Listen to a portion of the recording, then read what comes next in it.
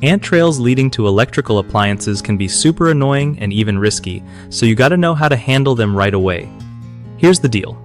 First, unplug the appliance to keep things safe while you work on it. Then, grab some soap and water or a vinegar solution to wipe down the whole area where the ants are crawling. Ants hate vinegar, so spraying a little around the appliance base works like magic. Make sure to check behind and underneath the appliance, because ants love those hidden spots.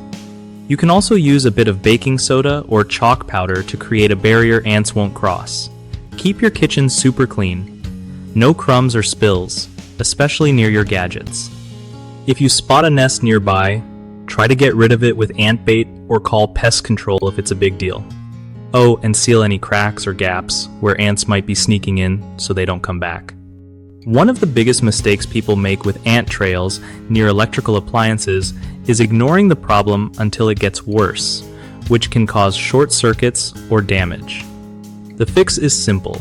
Act fast when you see ants and unplug the device before cleaning. Another common issue is using harsh chemicals that can harm your appliances or leave toxic residue. Instead, stick to natural cleaners like vinegar or mild soap. Lastly, people often forget to seal entry points, so ants keep coming back. Sealing cracks and gaps stops their access for good. BigHomeProjects.com is awesome for hooking you up with trusted local contractors who know how to handle stuff like this safely and professionally. Plus, if you're a contractor yourself, it's a cool way to get more clients looking for help with home fixes and projects.